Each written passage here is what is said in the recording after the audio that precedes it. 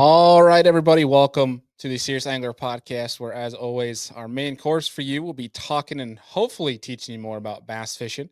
But of course, as always, not without a distraction or 10 here or there. You guys know this show is always distracted by some rabbit holes and conversation.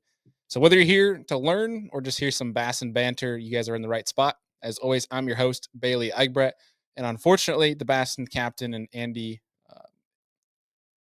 unfortunately, the Bassin captain, Mr. Andy Full, and Idaho's finest marathon man, Mr. Adam Deacon, cannot be here, at least for the intro and the outro of this show, because we actually do those separately from the main conversation. That way we can better provide you guys with show previews and things like that to better, set up the show.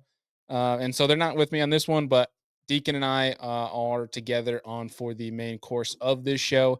And that is, we have three freaking Texas hammers on this show. That is Caden Cowan, Cade Rudiger, and Tristan Marsh. Three unbelievable guys that we got the pleasure of meeting formally at the Bassmaster Classic, and have just launched recently a brand new rod brand that we got to get our hands on some of them and feel incredible. That is the U Call rods. So you guys check those out. We got all the links to these guys, social, guide business, everything down below, which obviously we mentioned throughout the show. But I figured I mention to you now because these are good dudes. We had a great time at the Classic, and we had a great time on this show talking with them. And so we'll get into that in a little bit. But first off, the schedule has been obviously a little bit janky here the past couple of weeks, just with a lot of travel, us covering the BAM tour, being at the Classic, and but we are back to the regularly scheduled programming here at Serious Angler. With we got real biologies coming up, more seriously westerns. We have a great show next week. We're going to be getting Dustin Connell, the champ of Redcrest, on. And then in 2 weeks, we'll be having the champ from the Bassmaster Classic, Easton Fothergill, on for a champions roast. So we will be having on a few of his buddies and some more things that we will disclose on that episode for you guys to do some fishing talk, but give our champ the time to show folks that who he is beyond just in the boat. So gonna have a lot of fun with the champions roast. And we have a great episode today talking about something that is being done, but kind of flying under the radar. And there's a lot of freaking juicy information on targeting big freaking bass. So make sure you guys stick around for that. But before we do, let's get into a little business from the bass boat update, which is always brought to you by our partners over at Rec Lending. If you guys are looking to get a bass boat, an RV, if you currently own one, or if you're looking to get into one, give the folks at Rec Lending a call because they'll help you make the process easier, make it as affordable as possible for you to do so. So give them a call, tell them the Serious Angler folks sent you. And the buzz around the industry right now has been hectic, and you've seen everybody talk about it. And we're not going to get into all the craziness because we are trying to be a positive voice in this sport, because that's what the sport needs, is more positivity. People just remember that fishing is fun. At the start of it, fishing is freaking fun. It doesn't matter how you fish. It doesn't matter how you like to fish. As long as you're not Mike Longing them and snagging them off beds with a treble hook, everybody should be content with how they're catching them. If you're catching them, you're having a good time. And the time spent on the water is much better than time spent on the couch. And for the simple fact that you're alive and you're breathing, you should just be grateful for that alone. So with that, we'll keep it there. A couple things that we noticed from around the industry is another Bassmaster Open that got cut down to 1 day. And this is to, nothing against the tournament trail. I think Bassmaster made a great decision for the safety of the anglers to cancel the tournament days, but it's just crazy how much they are getting screwed over by the weather forecasts. Just crazy torrential rains, flooding, things like that. Just didn't make for a safe tournament day. Could they send the guys? Sure, we could send you to the gates of hell, but they made the right call for the safety of the anglers to do so. So only a 1 day event, which Casey Scanlon therefore is the champion, qualified for the Classic. So congrats to him and the folks that walked away with a good event. If you're gonna make it through or make it to the top 100 to compete in the fall. That division, I mean, you're pretty limited days of fishing. So kind of nuts in that regard, because it's the second one right now that has only had 1 day of competition. And then next thing, what we'll do, I'm going to keep this short, but I told you guys this is the buzz around the industry. We'll try to keep you up to date on things. You guys have seen, but Scott Martin has walked away from the Bassmaster Elite Series We are not going to be giving our 2 cents on this. I think if you would like to see an opinion on it, you can go to Luke Duncan's the Traveling Circus, the low budget live, what he's done over there. His show did a great show about that. I encourage you guys to go listen to it. But otherwise, our show here, we don't have all the facts, we don't have the whole story, and therefore we just refuse to talk about it. We're not ones to get into the drama. We'll comment on it if there's facts out there, but the facts are pretty fuzzy. So, with that being said, we're not going to comment it, but just let you guys know there is no more Scott Martin on the Bassmaster Elite Series. So, for fantasy fishing, don't pick him. I guess that's a great tidbit for you. But without further ado, we're going to get into the show today. But as always, we like to give you guys a little scoop on the folks at Omnia Fishing that are giving you guys some discounted tackle and opportunity to save money on your fishing stuff. So there's a lot going on right now, like 30% off of Gamakatsu and Kitech jigs, 20% off all creature baits until April 15th. And right now, and if you're not an Omnia Pro member, this is a great time to become a pro member. As always, we always have our Series Pro 20, which is 20% off code to become an Omnia Pro member. But you can combine that. So 20% off of the $50 or $60, whatever it is, to become a pro member. And now you get $50 of store credit free when you become a pro member. So if you're not already, get signed up. And if you're not, you might want to just tune out to this, because I'm going to tell for my pro members only. This is for you guys. If you're not a pro member, you might not want to listen because these sales are pretty ridiculous. But for pro sales, there's $70 off of Mega Bass Orochi rods, $100 off of Shimano Aldebaran casting reels, $90 off of Lew's Pro TI, and the Daiwa Pro Science spinning reel. That is a badass freaking reel for under $200 is now down to 140. So if you want a great bang for your buck, that is a knockout deal for the Daiwa Pro Science spinning reel. So go check them out over Omnia Fishing. Check out all of our partners down below, like Hobie Eyewear and such, where you guys can save 20% off of some shades, all the different things down below you can take advantage of in every single one of our episodes. But without further ado, let's get into this great episode with some freaking Texas hammers. All right, we are joined by 3 freaking Texas young hammers right now. For folks that are tuning in, we got Mr. Caden Cowan, Tristan Marsh, and Mr. Cade Rudiger, all hailing from the great state of Texas. And boys, it sounds like y'all are all doing good. Maybe Tristan not so much. Sounds like the boat's not in too great a shape. But it'll get how we doing, fellas? It's been good. Doing great. Good.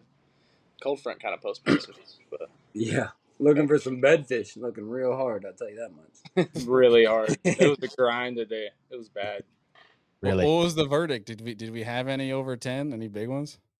I mean, caught a 7. 6. I had one about 6 today, but found them. They just wouldn't lock on. It's like the first warm 2 days after the front. They probably just moved back up and not quite ready to roll yet. So found a bunch, but not ready. So walk us through, I guess. I'm just curious. Get right into it here. When a cold front hits, I've got mixed feelings with bedfish, but especially you guys are dialed in on this. This is what you're doing for a living down in this zone. Walk us through this last cold front. How much did the temps drop? And then how much did it affect these fish in general? And give us kind of a little breakdown of what's happening on the ground right now. Yeah, I mean, what the temps go from 90 to 35? Like it was bad. It was rough. Water dropped like 6 or 7 degrees. I mean, like surface temp. Yeah. So it dropped rough. Yeah. But no, I don't think it cold front. I don't think it affects the deep fish as much because they're not getting affected. But with cold front, there's no sunlight, and that does affect the deep fish because that's how they warm their eggs and that's how they're going to lock onto the bed. So if there's no sunlight and it's too windy for the sunlight to reach down, they're not gonna perform. But shallow fish, yeah, it's because surface temp is definitely going to affect the shallow fish. Got it. That makes sense. And we're going into a full moon this next week, so they should just be ripping from here on out. Yeah, I remember. Was it last year at Eagle Mountain? Like certain lakes, they just spawn shallower generally. So like a cold front at Eagle Mountain, like where they spawn generally shallower, it's gonna knock them way off. But at Ivy, where it's as clear as they're fishing, as deep as they're fishing, it like different lakes get affected differently by cold fronts. Is what I kind of believe in it. But it kind of like a water clarity and just general like the way the fish act. You kind of learn the more time you spend on certain lakes and what they like to relate to, and That's just my 2 cents on it personally. Yeah, no doubt. I love that actually. Hold on. Before we continue on, I think we need to lay a better foundation for the folks that are tuning into this because they're gonna get some pretty badass fishing info, I think, out of you boys. And let's just go quickly through you three and just state how old you guys are because I think people might be a little bit blown away by this. But Tristan, we'll go from left to right. Tristan, how old are you, man? 22. 22. Cade, how old are you, man? 23. Cade? 25. Just turned. I love this. All sir. right, let's keep this going because you guys you can get some juicy info out of the show, folks. But I guess I want to back it up. When you guys are talking about these deep bed fish, when did that thing even click for you guys that this was a thing that these fish were doing? Like how long ago did that kind of register that these bigger fish, these bigger class fish were kind of doing something a little out of the norm where everyone else is literally on the bank thinking that that's where they're going to be. If they're not there, then they're not doing anything out deep. Dude, it's always been a smallmouth thing. Like guys catching them with vloggers up north, like it's always been a smallmouth thing. But nobody really brought it down here for some reason, right? And then even like us looking for bedfish, we were still going up shallow, beating through the salt cedar, scratching the boat. And then I guess one day you were out just scoping, looking around, and you see behavior from an object. You see a big fish with a little fish underneath it, and you see the way it acts. You're like, holy, that's a bedfish right there. It just then a light bulb clicks. You're like, okay, well if there's one, there's more, and you just keep looking around, and it's just like a light bulb went off. And then if you see somebody out there flipping 20 feet in front of the boat in 10 foot of water over and over and over again, it's kind of obvious what they're doing, right? So there's no secrets out here on this place. Wow. Yeah. I gotta ask, have you guys tried using the flogger down there on some Texas bass? You probably could. I bet you could. I it's probably clear enough. think they're a little Smart. too smart. They're not as aggressive as a smallmouth. If you get the boat right over top of them, they're going to peel off. That's the key right there. We're hitting them at like 80 feet these days on beds. You know what I mean? Yeah. It's not like Get that 3/4 ounce weight and just send it. You know. I wish there were smallmouth. Yeah, I wish. that would be sweet. It's Man. You know that guy. Yeah, there are smallmouth in Lake OH-Ivy. We have not caught one spawning yet, though. I've heard that. Yeah. I've heard that there's some big ones too, and then some kind of little hybrid deals or whatever else. But have you guys caught any smallmouth in general, just not spawning? Yeah, I've caught a 4.5 in a largemouth school in a big wolf pack. Wow. Have you caught any out I've here? caught little ones. I ain't never caught a big one out here. yeah. Dang. Yeah, it's crazy. There's some big ones. So what we have here at the show, it's cool with our real biology segment is we get Stephen Barden, who's a fisheries biologist down in your guys' neck of the woods. And we're doing some filming tomorrow. And I'm going to ask him if they're native or if those smallmouth were put in there. I'd be very curious to know. Yeah, there's multiple lakes. Possum Kingdom has them. What other lakes in DFW have them, Rudy? I think somebody just caught one out of Ray Roberts. Ray Does Roberts got them. LBJ have them? Grapevine got them. Eagle Mountain got some unicorns, but you're not going to catch one. It's really like Grapevine, Ray Roberts, Texoma, and then the West Lakes. And it's like everything south and east of that's just not the right climate for the smallies, it kind of seems like. But then you got Stillhouse and Belton that got them waist. I don't know. It's kind of Texas Parks and Wildlife just kind of drop a few here and there and see. There's not enough to like target, but you'll pull one out every blue moon, and it just got to be a little surprise. Yeah, exactly. I'm gonna ask Steve, and then I'll report back to you boys and see what he says if those fish are native or not. Yes, sir. 100%. I'd be curious. Yeah, I got a good story about my first bed scoping. It was like I got a home lake. I'm not gonna say the name of the home lake, but I got a home lake, and I fished the Wednesday nighters every summer, every angler of the year. Like 3 Wednesday nights. Anyways, so Humble brag. So it's an under thing. So we're chasing like 13 to 14 inch fish, and we're going down these gravel banks, just throwing drop shots at stick ups, like 2-3 foot of water, just whacking the males. Before people were, and then this was like 3 or 4 years ago. I started clicking, and it was like we showed up to the understretch one day, and it's all females. Okay, it's like 5, 6, 7 pounders, and we're like, wait a minute. And you could follow that same gravel bank from 2 foot of water out to 12 at home. And if you found a stick on the gravel bank, they were spawning in 12 too. Like it didn't even matter. It was like all the rules we thought we had about where they're supposed to spawn. It's almost like those are the rules on the early in the year fish. Like the backs heat up first, so they're gonna go to the backs and they're gonna spawn there. But come like mid spawn, dude, they're spawning on the dam, they're spawning on the pump house, they're spawning. You know what I mean? It really doesn't It's matter. like it's kind They of back to spawning the basics. everywhere. Straight up. The Kinda first weird. wave always goes the shallowest, right? Because when you put your graph in the water and you get 60 degrees, that's how the water temp is 2 feet down. But what is it 10 feet down there, right? So it's maybe 5 degrees cooler. So that's why you see your fish starting in foot of water all, and they'll go all the way. I mean, we catch them out here in 20, 25 foot of water on beds at Ivy. That's Late crazy. they'll get deep. Yeah, sunlight can get there. They'll put a bed there. So, but right And now, those foot of water is not the right temperature for them. It's crazy. okay, and now when does the spawn wrap up on Ivy, or when are those last bedfish that you're going to catch, and are they the deepest at that point in time? They'll still be spawning in like 10 foot. I mean, you're going to see fish spawn 10 foot all the way till probably the beginning of June. But late as the year goes on, like in May, we'll be catching them out deeper. We'll be looking in 15 to 20 and 20, 21, 22. So as the water warms up, they'll get deeper. And I mean, last year we were catching bedfish the end of May, a handful. I mean, then we go to fry garters. This year will be pushed back even more though, because it was a little later. But yeah, it goes on a lot further than people think.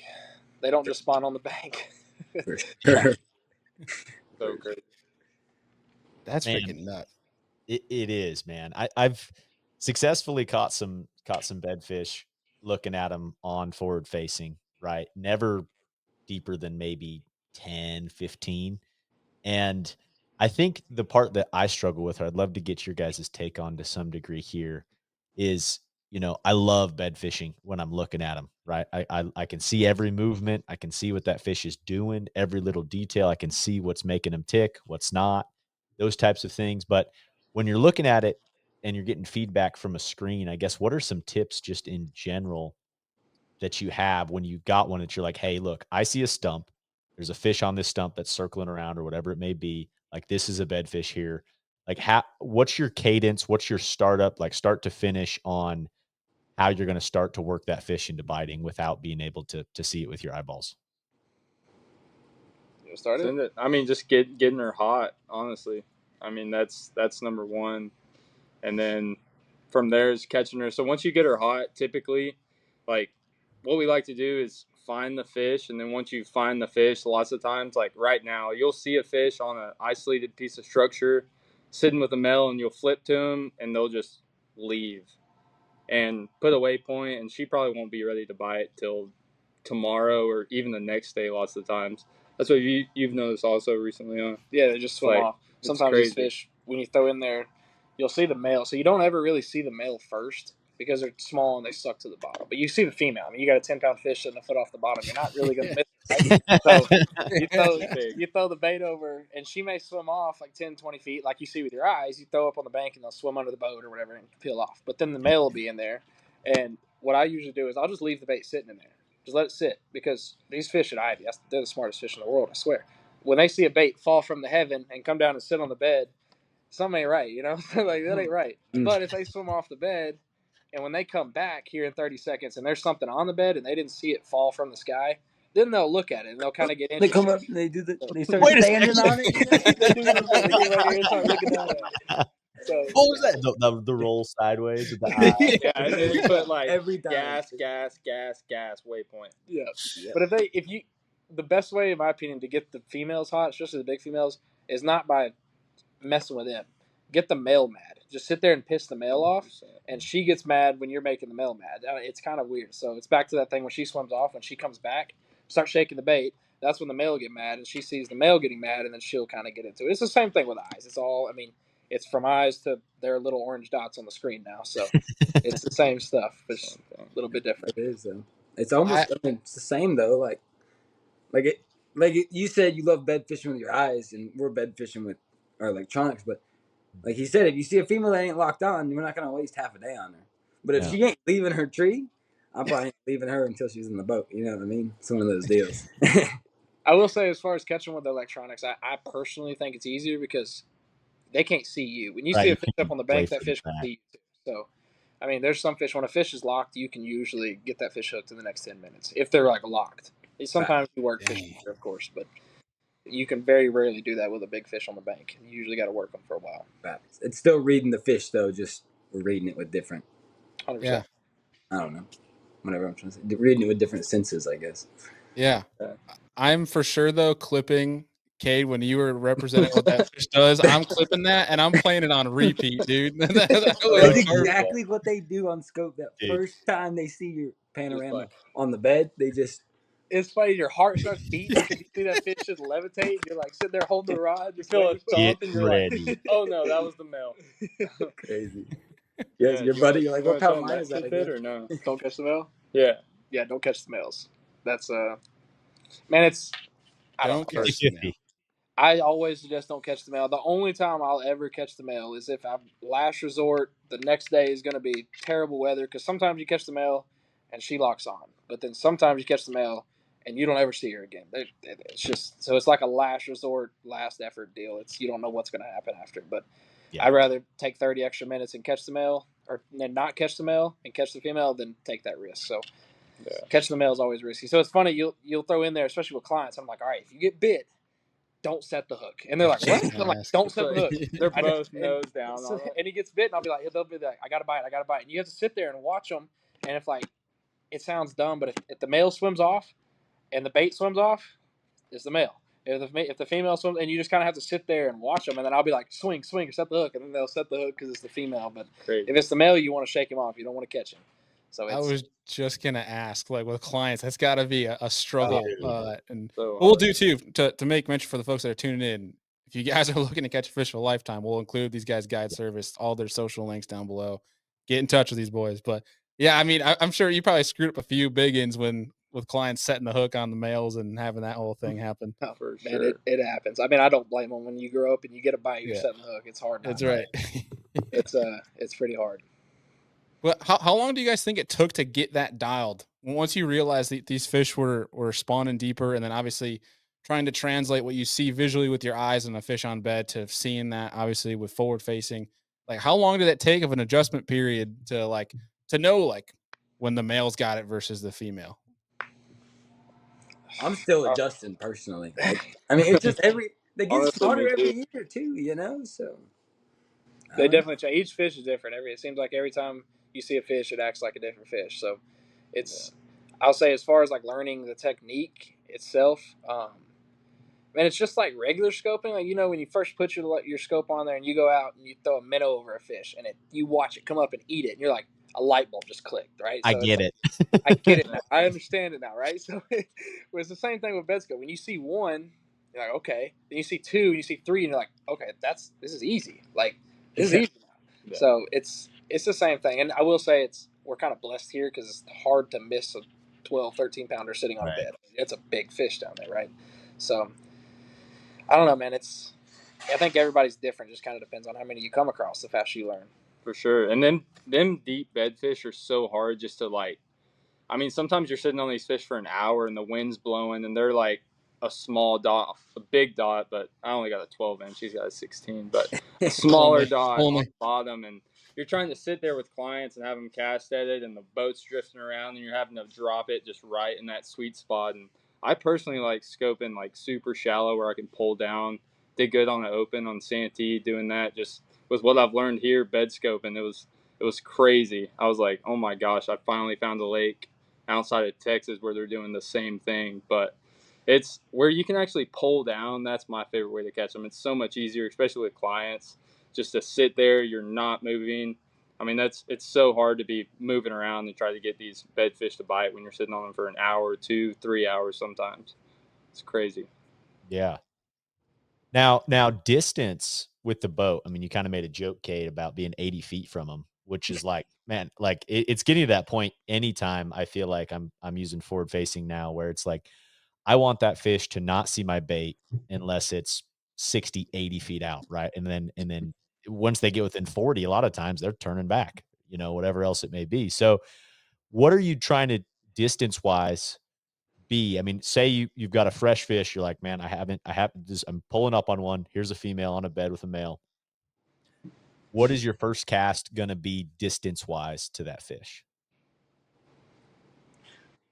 Personally, I mean, I got my range in the spawn like on 80. I'm gonna see him at 75, and I'm gonna have my Senko floating down to him at about 70. And then from there, you're just reading it. Like they said, like male rushes over. Like last year, I could catch the male at home female, next cast, 8-pounder, no problem. But this year, I can't catch the males like the Ivy guys. It's kind of weird. So now after that thing goes 70, they both nose down, and when the male eases off the bed, I'm like, no, and you shake them off, and then it goes back to the bed, and you catch the female. But I don't let my boat get within about 40 of them or so, and then I really watch the speed my trolling motor's on, because I don't know the boat matters how close it is until you're on top of them. But if you're like 30 to 50 away and you're over like power 4 or 5 on an Ultrix, like they hear that thing spinning. But if you're like on like 2 or 3, and if you're blessed and it's a calm day, they're likely to not hear you and more chance of them biting type deal. I like that. What about you guys? Tristan first. Man, my sweet spot, I try to put them. I'm a little closer than Cade. I try to put them at like 25, 30. Like you said, I'll see them out there. Interesting. We got a lot of carp in this lake, a ton of carp. So if you got your fish out there at 70, you got the carp clutter, it's hard to see them. So I try to get a little bit closer, get the trolling motor as low as I can. I mean, they're down there 12 feet too, so like they're a ways down. Try to put it's easier cast for clients too. I mean, 25-foot cast is just like a flip. So yeah, it's just a little flip, but that's like 25, 30. And that also depends on water clarity. I was at LBJ bed scoping and I could get 10 feet on them because they can't see me, but here they can see 15, 20 feet in the water. So there's a little sweet spot. I like 20 to 25, maybe even 30 on some of the fish. Got it. Tristan, yeah, same here. Same deal. Yeah. Nice. So with these deeper bedfish, is it you still go in the same areas like the typical spawning areas, just pulled back a little bit, or have you guys found any other trends of where some of those bigger fish will spawn deeper? It's main lake flats mainly. Main basin though, for sure. Like that's just where the freaking tainers live. You know, you ain't gonna be in the back of a creek and see 15, but you're on the flat by the dam, you'll see like 3 of them probably. You know. Yeah, the flats, the points. Like, do you get a long flat point? Got I said on it. A little bit gravel mixed. Yeah, he's getting all excited now. I'm going to wait. Like, but dude, it's funny what Cade was saying. Like, these fish will spawn everywhere. Like some of the biggest fish I've caught this year and last year were going from one flat to a point, and I'm just decided to just troll to it, and I'm going down like a bluffier wall or a steeper wall, and I look over and there's a fish sitting on a tree on a boulder, just in the mud, like nowhere anybody would look. And I'm like, oh, there's a freaking fish right there. So that's another thing live scope teaches. They don't always spawn where the textbook says they're going to spawn. If they got a rock and they got a flat spot with some structure, they'll put a bed on it. Or in the middle of a giant tree. Yeah, they'll spawn on the tree. In the fork of the tree, they'll sit right in the fork of it. Yeah. That's awesome, man. Heck yeah. So I guess with this approach too, I know you guys have talked up, and obviously with your socials, the panorama is no secret, obviously to you guys for some success, obviously from bigs. But I guess with each of you guys, if you could give like a top 3, if you had to have 3 rods on deck, like a top 3 that you're going after these fish. Cade, we'll start with you, man. Cade, we'll start with you, man. What do you got? Honestly, I probably won't put a panorama in there, but that's like a this year thing for me. Like last year I didn't use it, but this year it seems they're really liking it, so it's like an honorable mention. But typically it was like a Texas rig Senko 3/16, a Nico rig, and I almost said drop shot, but I gotta say like a 6-inch swim bait.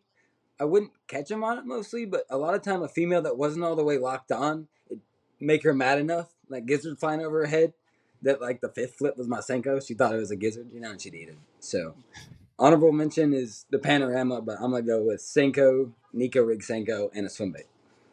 Dang it. 5-inch Senko, like green pumpkin. Anything crazy there?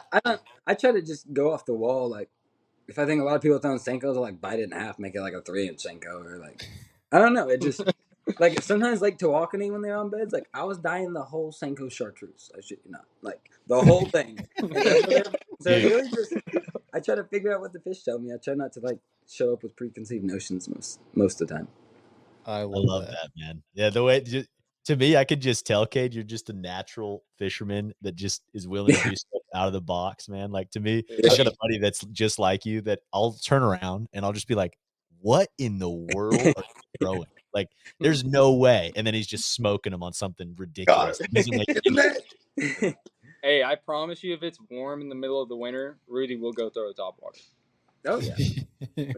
Whatever you need to throw, I love that. Just fishy. Yeah. You got people that fish, and you got fishy people. I can see that. It's all you three boys. Caden, what about you, man? Probably, I like throwing a HUD 68 weedless to piss them off. I don't know, that thump just really pisses them off. But then a panorama's go to. But I've been drop shotting the panorama a lot. Been drop shotting the 5-inch and then shaky heading the 6-inch. That's been like a good go to. The 10 we caught the other day, you'd throw the shaky head on her and she wouldn't really get that hot, and you'd throw a drop shot and she would just lose her crap. Which it's on a 5/0 flipping hook on 25-pound line, so it's a very heavy duty drop shot with a 3/4 ounce weight. But I think being able to shake that bait like right in their face, something about that just pisses them off. And are you like adjusting leader on that, like based on like kind of how they're sitting, or do you kind of have a standard, Just random, honestly, probably about like that. just whatever you tie on, Yeah, basically? whatever. Yeah, Yeah. nice. Tristan, Man, I gotta go with my number one's got to be the 6-inch panorama. I put it on a 10-aught shaky head hook, 7/8. I want a big weight, so when I'm shaking Whoa, in bed, 7/8. 7/8, it's not moving. I just want it. If you got a lightweight, you pop it, it's gonna bounce out of the bed. Something you want to put an anvil down there in the bed. That way you can shake it and it won't move. It just stays in the bed. Exactly. you got an Exactly. anchor, bro. Yeah, you'll watch the reaction, man. It's funny. You'll see them nose, and you'll see them just lift up because they see they're just watching the bait leave the bed. But if you can sit there and figure out a tactic to shake it, that 6-inch shaky head is sitting on the bottom like a fish eating eggs, essentially. And if you can quiver it, that tail will sit there and just quiver, but the bait won't move. And it drives them crazy. Especially with clients with Yeah. a light bait. Like we could probably sit there and shake a lighter bait in their bed, but clients are like start shaking it and it's 20 foot off the bed. Way off the bed. It's so hard. No, I'd have to go the 6-inch panorama number one. Number two, I'm gonna throw a glide bait. Especially out here on Ivy, these carp are dude, they're bad. And these fish, it's funny, man. If you're sitting on a bedfish and you watch her chase a carp off, if you throw in there, she's gonna go after it. Like she's hot. The carp will sometimes get them hot for you. You don't even have to worry about it. So if you can mimic that with a glide bait, then the glide bait can just get them hot. So, and then after that, it's not any kind of lizard creature bait, hog walla, something like that, because there's a lot of salamanders out here, so and salamanders eat eggs. So that's probably my three go to. Have you seen one? Yeah, they're tiger salamanders. Really? Yeah, they live. That's why all these people catch their own water dogs. You don't just eat them for no reason. Yeah. Bro, there's tiger salamanders. It's wild and to me because it's so true. Lizards, like, are they what? They've been catching bedding fish for the last 70 years, however long. Like they've been around forever catching It's those crazy. things. It's something that you I've never hear seen and a lizard on the water. you don't really believe. Like everyone's like, oh, throw a lizard, throw a lizard. Well, I didn't really believe it until probably 2 years ago. I found a bedfish in my eye. It was like a 5-pounder. I swear I threw everything in the boat at that fish. She would not eat. And I had these white Zoom lizards, and first flip with a lizard, she eats it. And I don't know if it was timing, but since then I've been a firm believer of the lizard on bedfish. It was the craziest thing, I swear. OG. Since then I was like, okay, that works. It's not just a myth now. But I threw everything at that fish.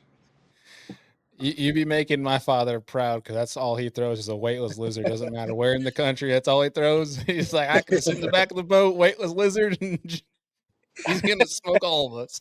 Yeah, he's gonna catch him. That's funny. That's awesome. Man. Well, question on all this stuff. I mean, you guys are dealing with some of the biggest fish in the world in West Texas. As far as tackle equipment goes, especially when, hey man, it's a bedfish. I'm looking at it. It's, going to be between 10 and 13, whatever, bigger. What are you guys using? Rod, reel, line setup? I mean, obviously these are all a little bit different things, but like how heavy duty are you going here? And Tristan. I'm throwing a broomstick because why not?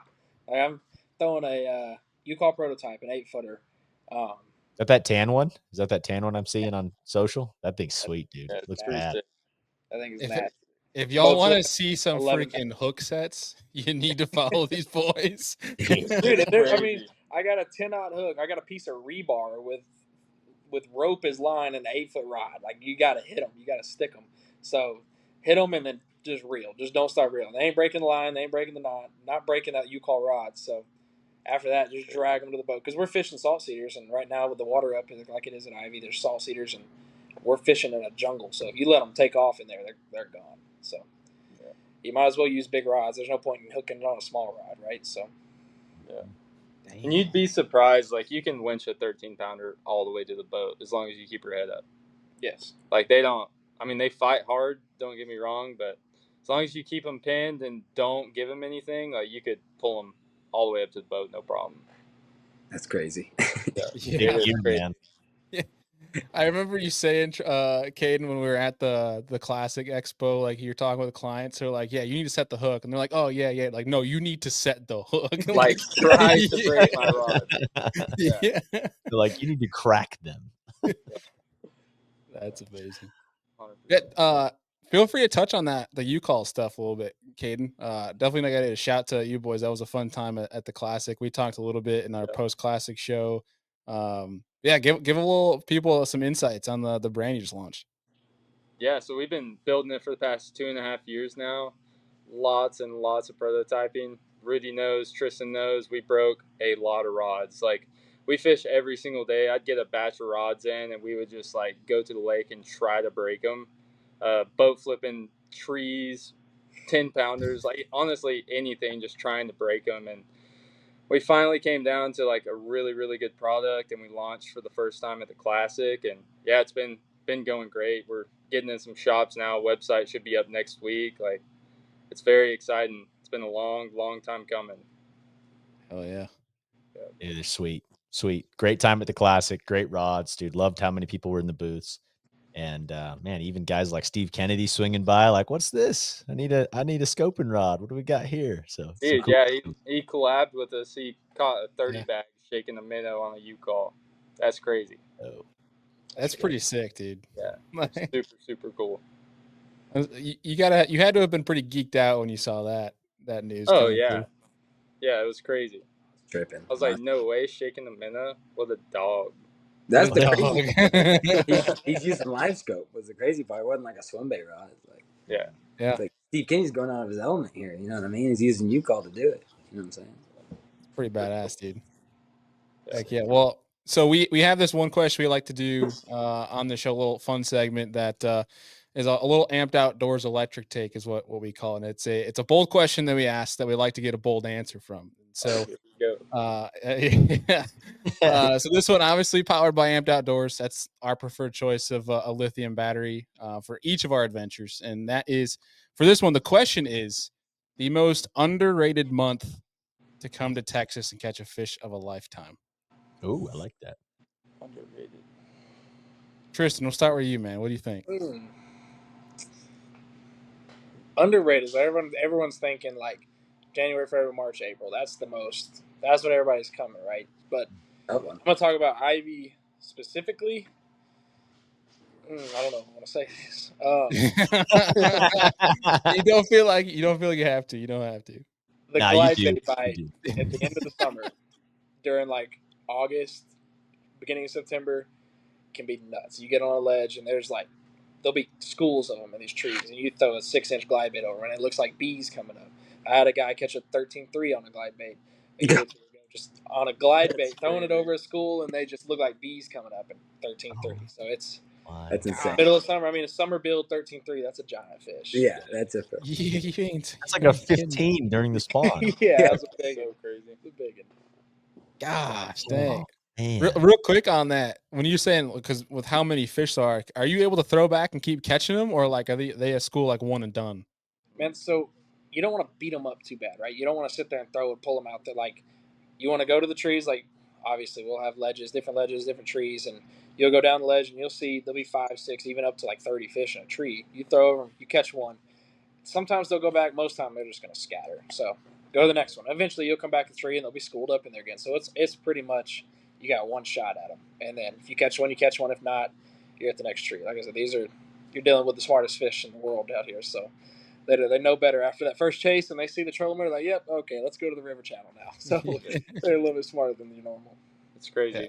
Most lakes you get like rewarded for finding fresh fish that no one else has found, and on this lake you find like a fresh wolf pack on the bottom in 45 foot. Like, you don't even see them down there. You just pull them up, and they don't bite, and you have to keep casting at that fish for a month, like once a day, and then they'll either leave or you'll get like one or two to bite in that month, and they're just two giants. It's so crazy how smart these fish are. That's nutty. Yeah.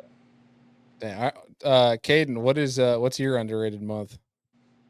Probably June, honestly. Oh. That's my favorite time to fish out here. Just because we're always scoping with clients and having to teach them scope. But that time of year, I'll look out there until I see dots on the bottom, and we'll just drag a big worm around. I had a client catch like an 11.54. My buddy Brett Cannon, the guys out here, his client caught a 13.3, dragging a big worm. My buddy Dalton's client caught a 14, dragging a big worm this June. So it's unreal. Just feeling the thump thump and just cracking them in 30+ feet of water. It's hard to beat, honestly. Heck yeah. I like it. Cade? I've been thinking hard about this one too now. But I think underrated. January's overrated. January sucks. But underrated, I'm probably gonna I say agree. the first cold front in November. Because like people ain't thinking about it, but they're eating A-rig and like I feel like the first cold front in November they start putting that wintertime feed bag on and you can find like fresh schools of them that like grouped up, you know what I mean? And no one's even almost like pre-spawn schools in November. And it's like Greg Hackney calls fall fishing like the Mexican spawn. And I think November is like the Mexican pre-spawn in a certain way. So I'm gonna go first cold front in November. Flat side bite goes crazy. I love cranking freaking. Okay. Yeah. Hell yeah. I love That's that. great. I forgot about that, dude. The Mexican spawn. That's Dude, that's amazing. the best quote of all time. That's my That's favorite. Because you're on flat, you're like kind of catching them, but they're kind of skinny. It's just the Mexican spawn. It's a little different. That's amazing, dude. Oh, that is incredible. Oh man. So we got to ask too a little bit more on the I guess the non-fishing aspect of this. Do you guys have like a guide client story that whether it was something funny or just something wild that sticks out on the top of mind, like something just ridiculous happening? I got one. There's so many. Let her rip, man. Let her rip. Dude, yeah. So I found this like group of fish. I guess more than one person had found it. Anyway, there's like 100 5+ pounders in this group, and it looked like a school of gizzards, but they're all 5-pounders. So you pull up and you make one cast, reel a bait over them, come up, catch one, you'd leave.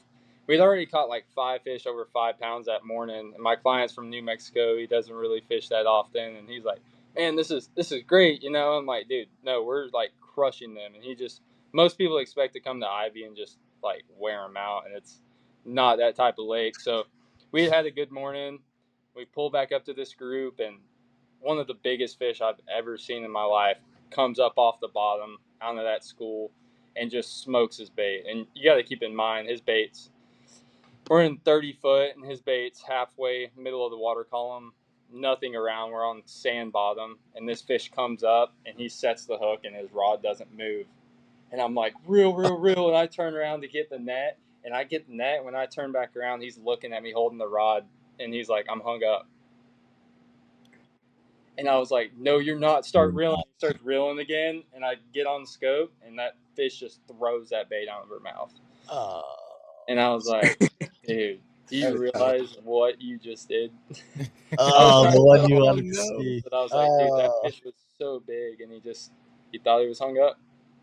Oh my gosh, dude. That's insane. Did he take that well, or was he pretty like embarrassed for the rest of the trip? Oh, he was like, "Oh, we'll get another one," and I'm like, "No, we won't." Like that was, like you don't know on this lake. Like I'm not gonna say how big it was, but like it could have been a 16. It could have been a 17.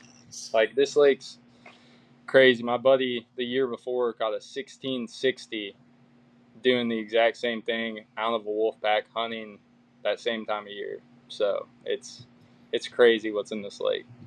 Gosh, wow. Dude. And the 16, Yeah, that's same story. Came up from the back of a group of like smaller ones. And, yeah, on the bottom. It was crazy. Unreal. Yeah. Cade, you got one? Okay, so personally, I ran one guide trip ever. It was like 4 years ago. And I was going to go on this guy's boat because he wanted me to teach him how to scope. I didn't even have scope at the time. But I'm like, sure, I'll show you. So I took him. I on my home pond, I had one school of them, and they're eating a 6XD. So we get to the lake, and this guy, it's blowing, it's windy. I'm like, you want to reschedule? He's like, no, that's good. We get to the lake. He got a hand controlled trolling motor and like a 14-foot like OG fiberglass Stratus. No. I think this is not gonna go good. So we go to my spot, and I'm like, this is kind of where they were. We dropped his scope. I don't know much about scope. I'm like, that's what they look like. And like, miracle. We both throw our 6XDs, and I catch like a 6, and he catches like a 4, and then the school left.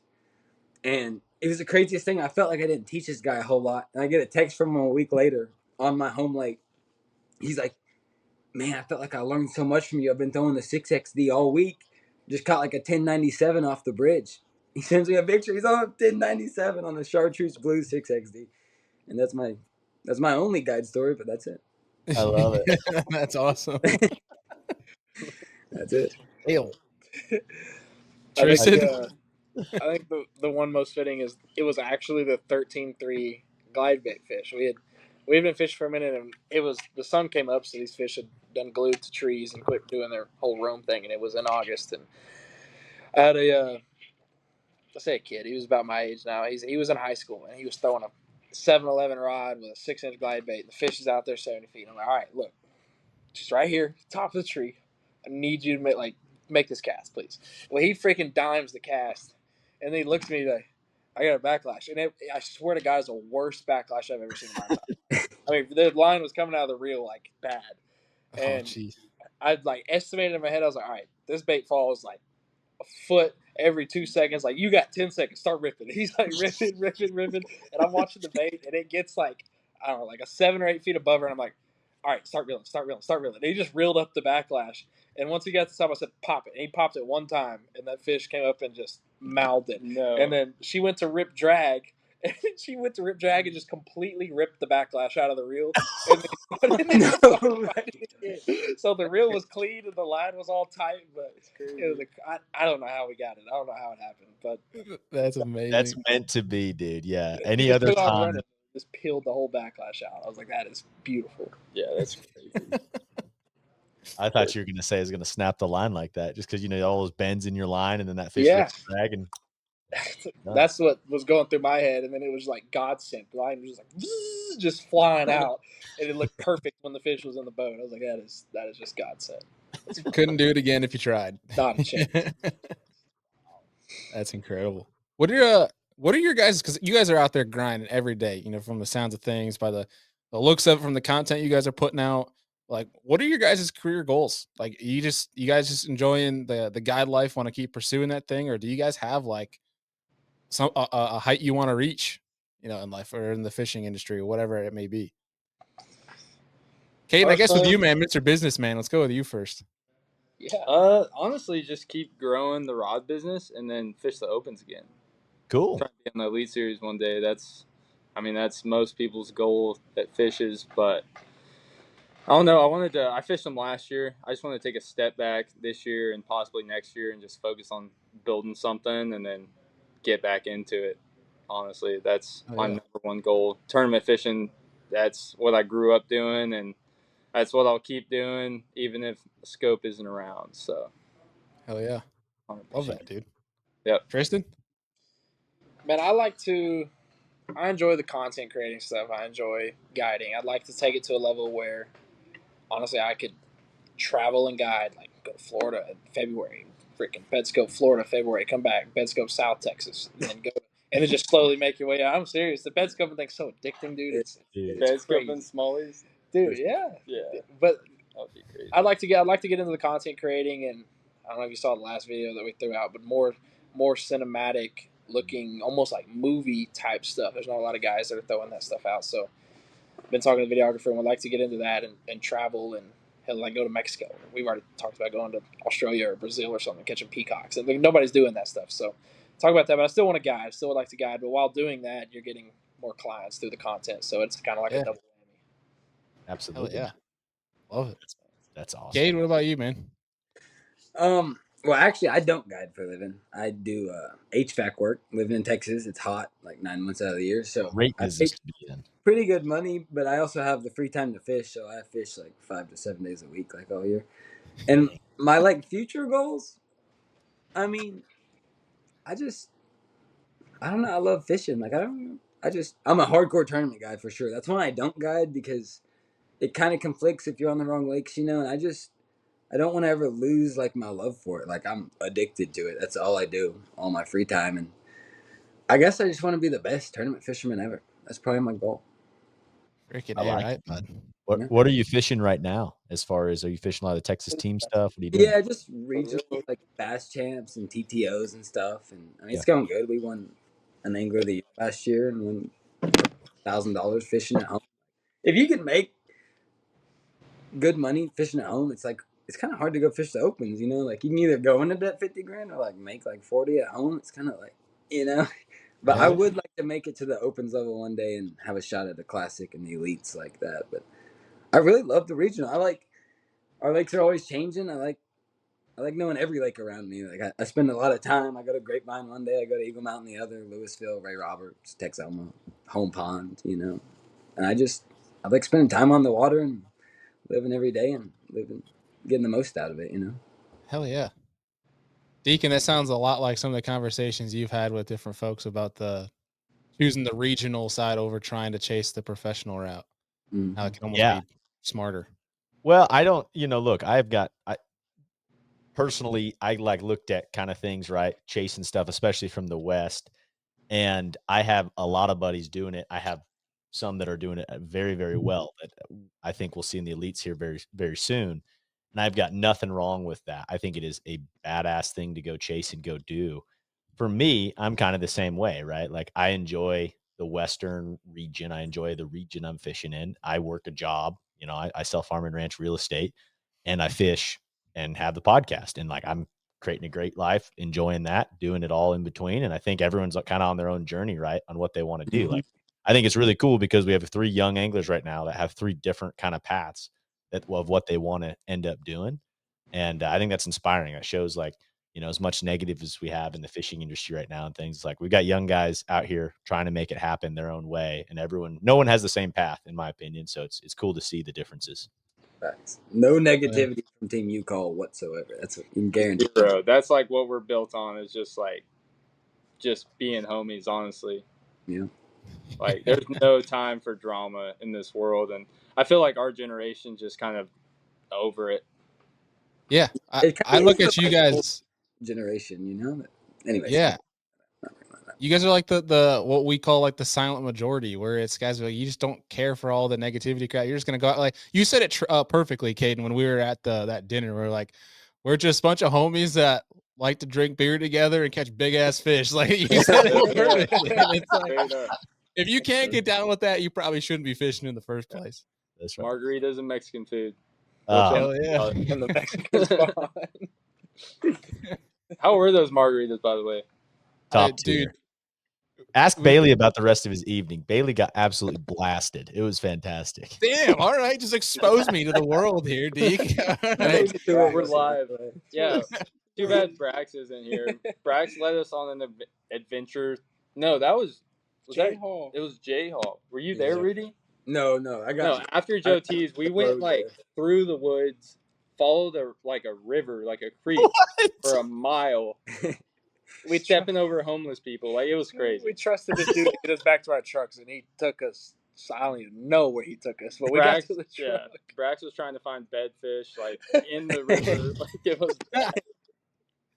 Well, we're gonna have him on the show here in the next couple of weeks, so we'll have to ask him about exactly that. Oh my god! Yeah, dude. When we got those margaritas, I remember looking at Deacon when I took the first sip, and I was like, "Uh oh." I don't know what you guys tipped them, but they made them suckers strong. Yeah, I think it's always like that. Yeah, it's been like that. I love forever. Straight heat. Everclear is what they say. It may as well have been. Oh, that's amazing. Well, Deke, you got anything else for these boys before we go too off the rails here? No, guys. I think more than anything, just is really cool to see. I mean, we're not crazy. I'm 29. Bailey, what are you? 27? Yeah, we're not crazy amount older than you, but like it's just cool to see that next generation down for sure coming up and chasing it. And I mean, I think it's bright futures to see for the fishing industry in general. And I'm inspired by it also. So cool to see, guys. And yeah, man, we'll certainly stay in touch over the next couple of years. 100%. Yeah, without a doubt, the industry's in good hands. But one last question for you boys before we wrap this sucker up is we always, every time it's somebody that's their first time on the show, we usually do a question of, if you could invite 3 folks to dinner, to pick their brain, have a steak, have a beer, who would you invite? And because we got 3 of you guys, we won't ask to throw out 9 names. We're at each of you guys just to pick one. Okay. So if you could pick one person, Ooh. they could be in fishing. They don't have to be in fishing. They could have been alive 1,000 years ago. It could be anybody. But what the one person that you would invite to dinner, have a steak and a beer with, who would you guys pick? Probably Aaron Martins, honestly. Dude, Hell yeah. Yeah, that's a great one. I would love to talk bassing with him, like about Ivy, and just it would be super cool. Hell yeah. Yeah, it's a good one. Cade, you got that look like you're waiting to drop something. I'm bored. I can't decide right now. He's like, give me 2. You see the wheels turning. 2's easy because Greg Hackman got to be on the list. Oh man, he'll just talk fishing with him and like, you know what I'm saying? Like that's just my favorite. And then second, dinner with anyone. Let's go Butch Brown. I'd like to talk to him about that stuff he had going on back in the day. Little tricks he had to that 250. He wasn't throwing no stock 250. I want to know what he was doing there. You know what I'm saying? So yeah. That's incredible. Hell yeah. Tristan, what you got, man? I'm gonna keep it kind of our generation a little bit. Like the last 10 years, the person I've looked up to the most is probably Brandon Polinick. I know it sounds kind of cheesy, but dude, that guy is something else, and would like to pick his brain. That dude's special. And then if I had to pick number 2, I'm having Randy Blanket because I just want to argue. I saw when we first asked that question, I saw you smirking over there, Tristan. I knew exactly who you were gonna say, and that's who it was. I want to know what this guy has to say. That's incredible. Well, until you said that last name, I was about to say that would have been an incredible 4 guys to have at the table all together. I still think it could go good. It'd be definitely interesting. So. It would be interesting. That's for damn sure. But boys, appreciate you guys. Definitely looking forward to anytime we can get down to Texas and kick it with you guys. It was definitely a fun time at the Classic. And for folks that are tuning in, you got to follow these guys. If you're heading down that way, book a guide trip and check out some U-Call rods. But it's been a pleasure, and we definitely need to be getting you guys back on the show. 100%. We'll do it. Appreciate you guys having us. Yep. Thank you. All right, folks, and that is going to do it for today's episode. Incredible time with Caden, Cade, Tristan. Unfortunately, Deacon couldn't stick around for the outro here. He had to actually go run work emergency. But it was a great show with the fellas. Hope you guys learned a lot about targeting big bass because they're doing stuff at just a whole nother level that they're catching freaking giants, and they're catching giants often. I think Cade's tallies, Tristan's tallies like 107 DDs. Something ridiculous, guys. So make sure you go follow them on social media. Check out U-Call Rods down below. We'll be definitely having these boys on more here in the future. Some great conversation, and appreciate y'all for always tuning in. Next week, we got some fun for you guys. We got Dustin Connell coming on the show, and in 2 weeks, we got a great one for you in Easton Fothergill coming on for the Champions Roast. So some great episodes coming up. We'll have a Seriously Western show as the One Bass Open. Not the One Bass Open, but the One Bass event is going on right now at Clear Lake. So there's, look out for some serious weights that are about to get dropped there. We're looking to have whoever that winner would be on the show for Seriously Western on Monday. And we have a whole gamut of the Real Biology episodes coming for you guys as well. Try to link up with Steve at the Classic. We were planning on doing some shows, but unfortunately our schedules got a little bit more hectic than we anticipated. So a lot of great content ramping back up and getting after it here for you guys here at Serious Angler. So as always, appreciate y'all. You guys are amazing. If you are on YouTube, please like and subscribe to this video, or our channel, I should say. Excuse me. You could tell I'm a little bit rusty on the pod in here. And if you're on audio, please give us a rating and review, whether good or bad. Tell us what you think of the show. Appreciate you guys for listening. We'll see you on the next one.